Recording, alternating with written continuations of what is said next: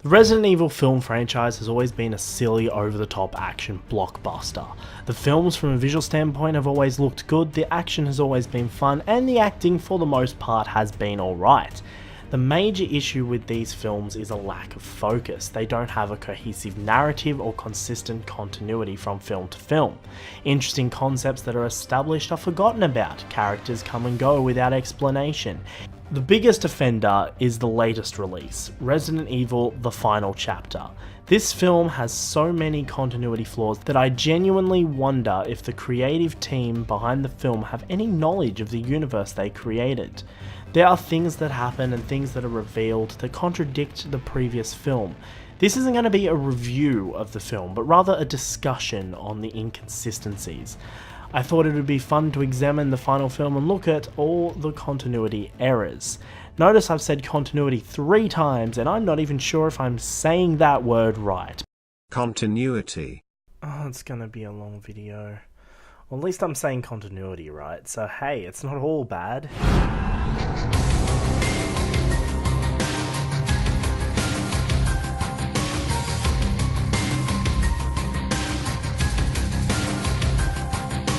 The film opens up after the end of Retribution. Wesker summoned Alice and her pals to the White House for one last stand against the evil Red Queen. The last film has this epic final shot of this horde of zombies and T-virus mutants breaking through the defenses of the White House as it sets up what might possibly be a pretty intense battle. But the film completely skips that insane idea and we find Alice instead in the ruins of the White House, which I'm going to assume all of this shit is happening the next day.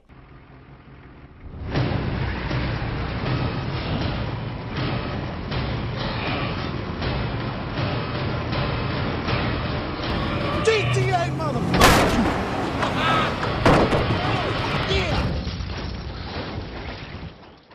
10 points!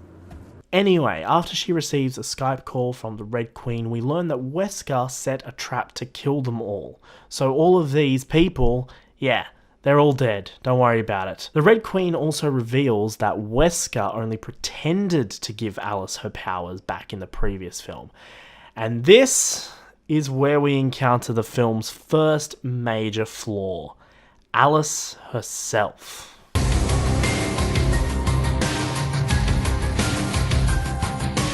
So, the previous film shows Alice getting her powers back. We see her pupils dilate like they did in the previous films whenever she used her telekinetic abilities. This film presents visual evidence to support Alice having her powers back, yet in the final chapter she conveniently doesn't have them and Wesker was just pretending. So what's this? I'm gonna kill you. I'm gonna kill you. I'm gonna kill you. The filmmakers forgot how Alice's powers worked.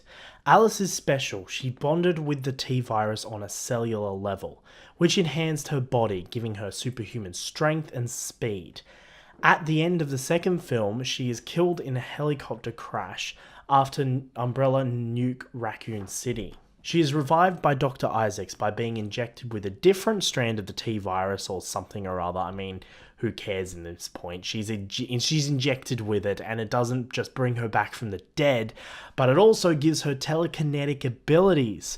So not only does she have super speed, super strength, she has fucking superpowers, which we first see at the end of the second film when she melts the inside of the guard's head through a security camera.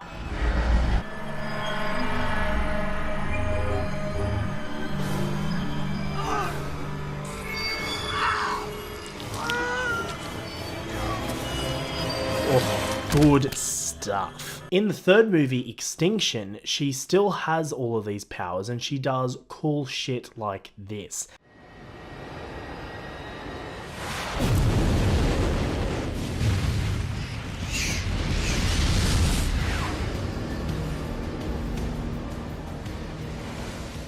However, at the beginning of the fourth film, Wesker injects her with a serum that attacks and destroys the T cells in her body. Take note of this because this is important for later. So anyway, this takes Alice's powers away until the end of Retribution, when Wesker then injects her with the T-virus and she gets her powers back.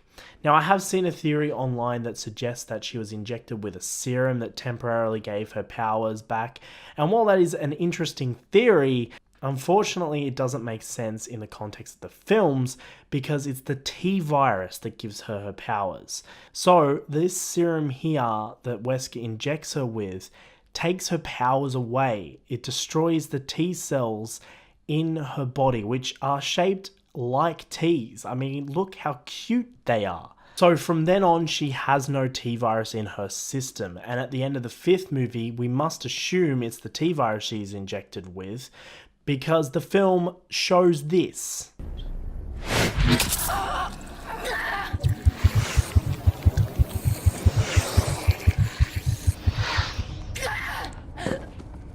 The 6th film doesn't provide any visual evidence or explanation as to why she doesn't have powers. It just tells us that Wesker was pretending, which we know isn't the case because we have seen it.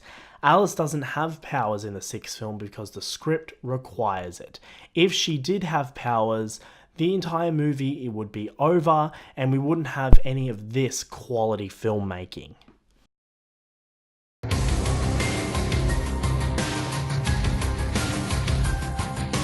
Alice is infected with the T-virus in this movie. Hang on, wait, what? Hold up. Let's just revisit this moment when Wesker took her powers away.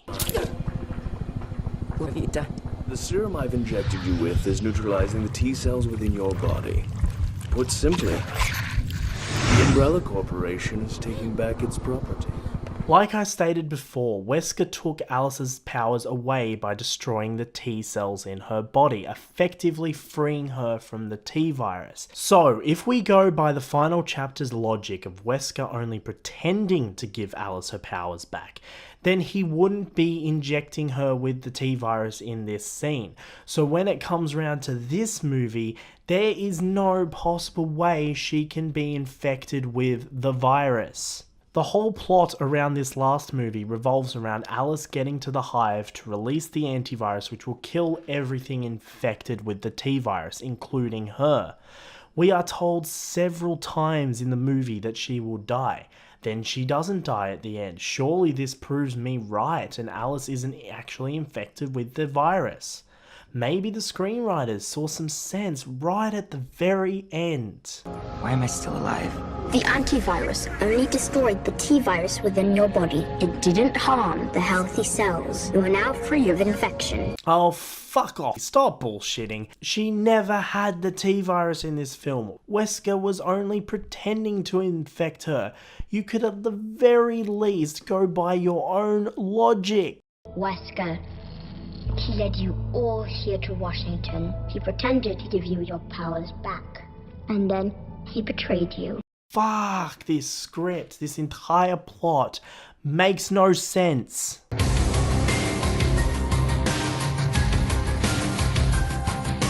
Okay, so this one's only a small one, but it is revealed that the Hive conveniently has an airborne antivirus that can destroy the T-virus and end the zombie apocalypse. And when I first saw this movie, I was a little confused as I thought it was the same antivirus from the first movie. But this is Umbrella's second attempt at an antivirus. This one was apparently so difficult to make that there was only one vial in existence because this is a movie. And that's fine, I can accept that. However, one thing this film forgets is that we already have an antivirus. We already have a cure in the form of Alice herself. I'm sorry, I didn't mean to startle you. I am the artificial intelligence Yeah, which... I know what you are. I knew your sister. She was a homicidal bitch. In Extinction, the White Queen reveals to Alice that because she is the only person to bond with the T-virus, her blood is the key to creating an antivirus. My blood? Your blood has bonded with the T-virus. Dr. Isaacs correctly deduced that it could be used to destroy the biohazard for good. You mean my blood is the cure for all this? Correct. The White Queen also informs Alice that the North American Research Facility has all the equipment and resources she needs to create an antivirus. But we never hear about this again. Why doesn't Alice produce an antivirus? We won't ever know because the filmmakers forgot about this entire plot point as soon as the third movie was over. So then when we get to the sixth film, Alice is acting all surprised that there is an antivirus because the script requires her to forget that her blood is the key to make an antivirus. All this could end. Precisely. Which makes me wonder, if Alice's blood was the cure for the antivirus, then how did Umbrella create the antivirus in this film? Science, I guess, because movie science says so. A genetic structure is the key.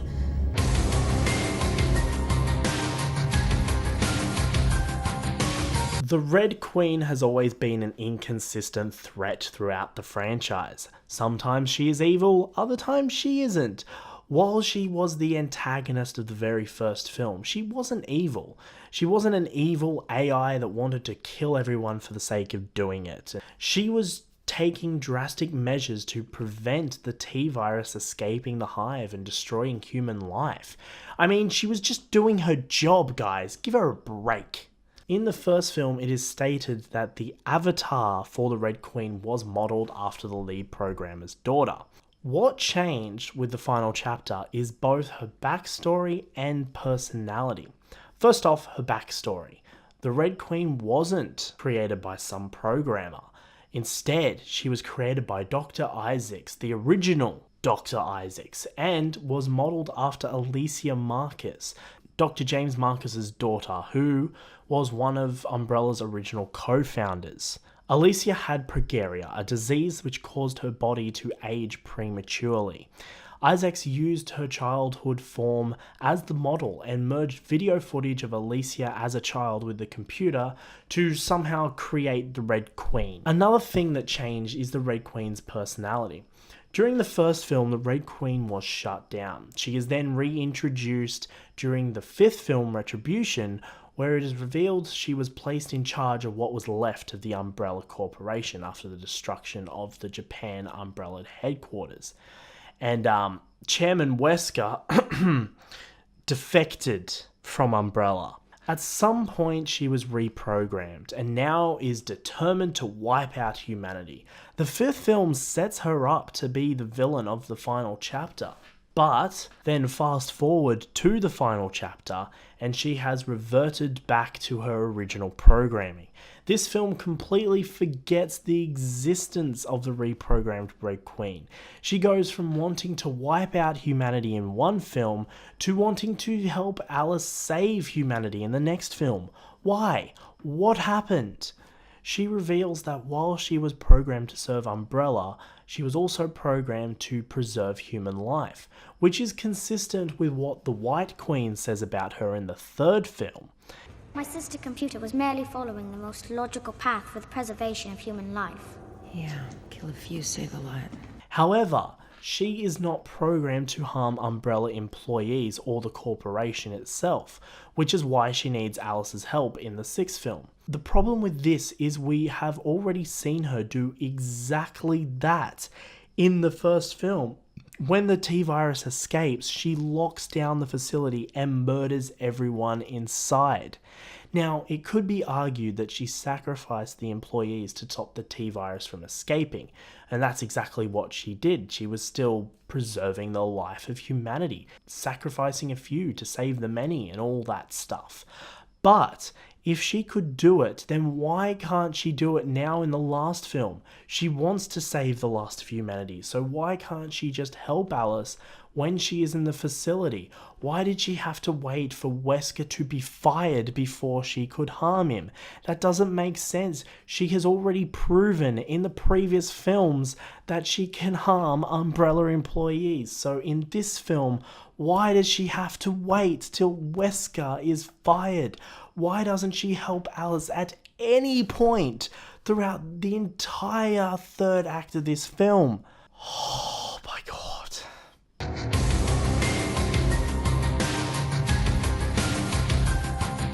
Okay, so this is the big one. This is what fucks up the entire franchise. Alright, so strap yourselves in. So according to the final chapter, the original Alexander Isaacs proposed a plan to stop the problems caused by humanity, such as global warming and war and whatever.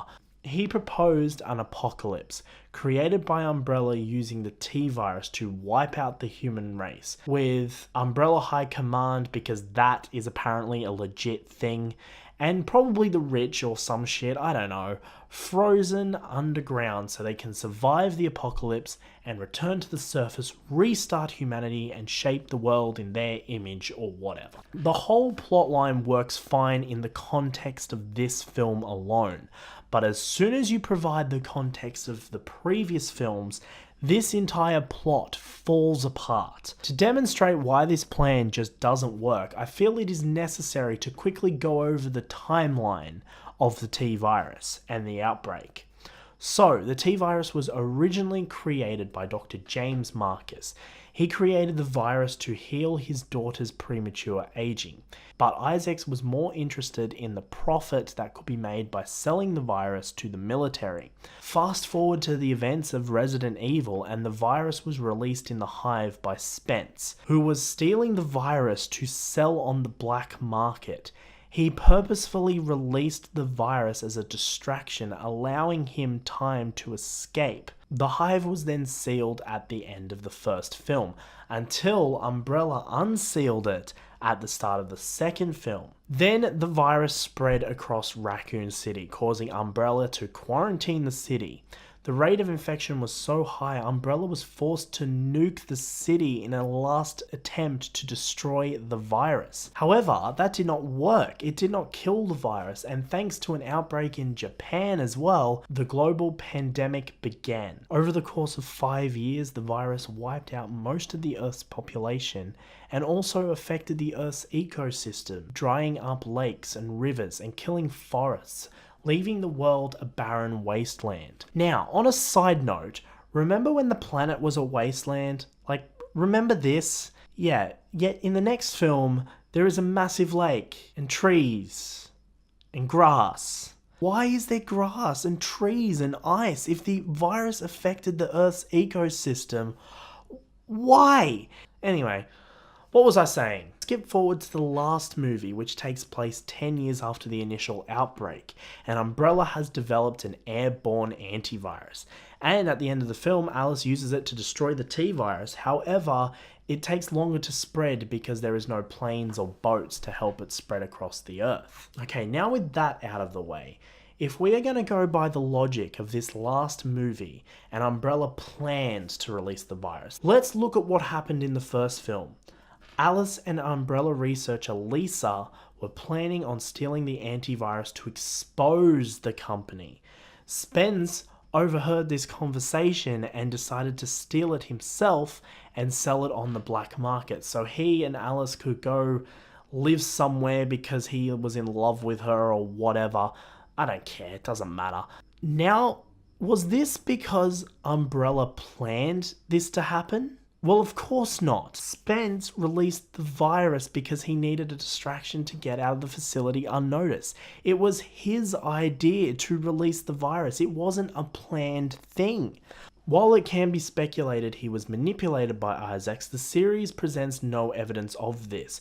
We have to assume, based on what we know from the first film, that the virus was released by Spence and it had nothing to do with a planned apocalypse by Umbrella. In the second movie, when they opened the Hive, they weren't going there to purposefully release the virus. They were going there to try to figure out why the Red Queen killed everyone and the strike team. Or at the end of the film, if Umbrella planned to release the virus, why would they bother quarantining the city or launching a nuclear strike to prevent the virus from spreading? What about in the third movie, after the outbreak? 5 years later. Why would they try to domesticate zombies at that point in time? There are still almost 2 million survivors still on the surface. Why did they keep experimenting on the virus after the outbreak to create all these mutants? In fact, if the plan was to cause a viral outbreak, why were they making mutants like Nemesis in the first place? Why would Umbrella create Project Alice, giving her her powers? Why is Wesker trying to lure the last of the survivors in Afterlife to Arcadia?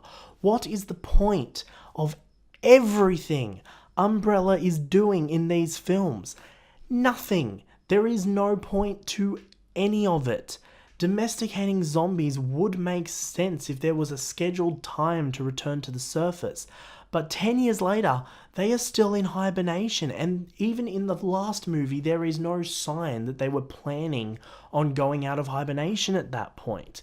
Why return to the surface at that point in time? Even in the last film, it's barely habitable and there's zombies everywhere. And that's the big reason why this last film is terrible and why I hate it. Because it ruins the continuity of the entire franchise. Umbrella's actions in those early films made sense. Given the context of the previous films, it makes no sense that they planned all of this. But even without their stupid plan, why were they making mutants in the first place? What were they hoping to gain in this post-apocalyptic world? Even if they didn't plan it, what were they hoping to achieve when they came out of stasis? The virus had wiped out most plant and animal life. The T-virus affected the Earth's fucking ecosystem. In their plan to stop global warming and other potential threats, they destroyed the Earth's fucking ecosystem. The fucking ecosystem. Did they plan that too? Where would they get the food? How would they deal with the zombies and the mutants and all the shit that they created? Like, what were they expecting to happen? Fuck this script.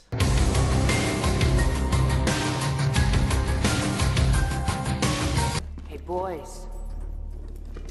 Is that any way to treat a lady? Oh, fuck me. So clones isn't anything new in this series, as Alice has had clones and there were fucking clones left, right and center in the 5th film. But this last film takes it even further by revealing that Alice herself the entire time has been a clone of Alicia Marcus. What the fuck? This movie goes so far to ask the question, how come Alice doesn't remember her child? This is not something she has wondered once in the entire franchise. She lost her memory in the first film as a result of the Red Queen's nerve gas, but she gained it back later in the film. And apart from that, there was no indication of her losing any other memory. No indication of her not being a real person. Isaacs even at one point calls her the original Project Alice. They use her DNA to create clones. Would that work if she was just a clone as well? Well, I don't know, I'm not a scientist. But speaking of Dr. Isaacs, the one in the 3rd film is a clone as well. And this one is also a clone. This bloke here, this one's not a clone. He's the real one. What about Wesker? We saw him die in the 4th film. Did he regenerate? Or is he a clone as well? Why couldn't Wesker in this film regenerate after this happens? Didn't he have powers? If Alice is a clone, was Spence a clone as well? The series has come to rely on clones as an easy way to get out of plot holes and inconsistencies. The fact he's a clone doesn't even bother me. The fact that Alice is does, because it ruins her character. It ruins the Alice we have gotten to know over the previous 6 films. The entire plot of the last film makes the plot of the entire franchise so unnecessarily convoluted. Now, while this isn't a continuity problem, what is this scene right here? You'd be most troublesome to me. You and your sisters. Alice doesn't have clones anymore. They were all killed at the start of the 4th film, and all her clones from the 5th film were destroyed in the facility too. There are no clones of Alice anymore, so where did these come from? It's just a small little thing, but it really bugs me. Also, speaking of clones, what happened to Alice's daughter clone from the 5th film? Like, where's she? What's she doing? Maybe there is some smaller things that I missed. I don't know, I don't care. I've seen the final chapter 3 times now, and you know what? That is 3 times too many. The point is, the last film is garbage, and this franchise would have been better off as a trilogy, because at least those first 3 films were consistent. Besides, none of that all matters now, because Sony are doing what Sony does best, and rebooting the entire franchise with Fast and Furious director James Wan at the helm. Like I stated, I love these films. They are not good movie, with the exception of the original and Extinction, but they are a fun time, and the last one, well, it just wasn't. Anyway, thanks for listening to my rant. I hope you enjoyed it, and for those that stuck around till the end, well done. Give yourself a pat on the back or something. Subscribe for more content like this. I'll cover anything from TV, movies, and games. You know, things I find interesting, and it will either be video essays like this, or reviews, or other videos. I don't know, I'm just taking this one day at a time. Anyways, thanks for watching.